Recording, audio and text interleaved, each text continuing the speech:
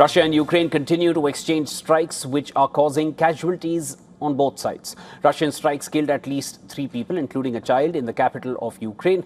At the same time, the US Senate on Friday passed a sweeping sanctions package targeting Russia's energy revenues. Moscow has significantly ramped up its attacks on the Ukrainian capital in recent months. On Friday, 3 people, including a child, were killed. 3 others were wounded in strikes in Brovary district, located at the northeast of the Ukrainian capital. Reportedly, more than a dozen of explosions were heard in Kiev. Earlier, Ukraine's Air Force warned of the threat of ballistic missile attacks from the north of the city. In a recent claim, Russian Defense Ministry said that its forces have struck 3 vessels near the Black Sea ports of Odesa and Chornomorsk. The ministry said that the vessels were allegedly being used to carry military-related cargo for Ukraine. Moscow has also released videos which show the vessels being hit at sea. Only one of the 3 attacked vessels has been identified so far. The ship tracking data showed the identified vessel's last known location in the Black Sea on the 12th of July. Russia's state news agency Interfax cited the defense ministry and reported that the ships were carrying military-related cargo. In response to the relentless Russian attacks, anti-drone nets have been placed over roads and supply routes in the Ukrainian border city of Kharkiv. Anti-drone nets were used in other locations in Ukraine earlier, but this is the first time that they are being used in Kharkiv as well. Reportedly, petrol stations and malls are the primary targets. In northern Kharkiv, 20 miles from the border, the roads were seen almost empty. And the absence of traffic heightens the sense of alertness gripping the city.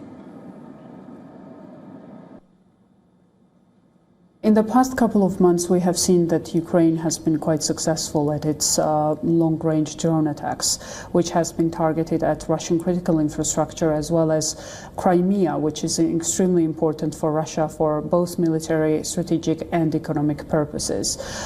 Ukraine has been able to shift a bit of a momentum, and now I think the major issue is to sustain the pressure on Russia.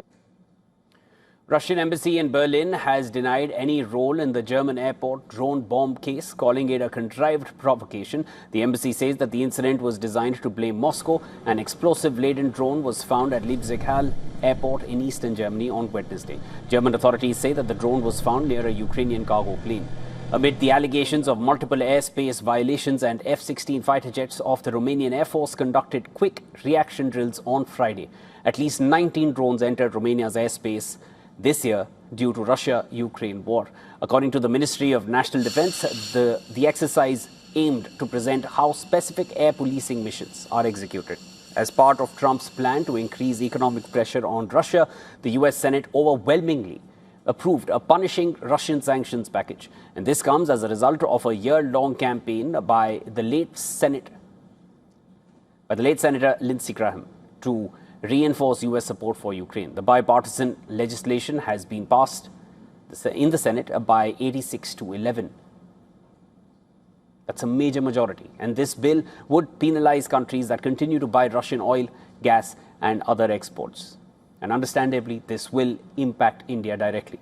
Ukrainian President Zelensky on Friday arrived for his first official visit to Serbia. Serbia is seen as one of the few European countries that maintained friendly relations with Russia. Zelensky is scheduled to meet Serbian President and the Prime Minister. Taking to social media, Zelensky said that Ukraine is always committed to working constructively, mutually, beneficially, and on the basis of mutual respect, quote unquote.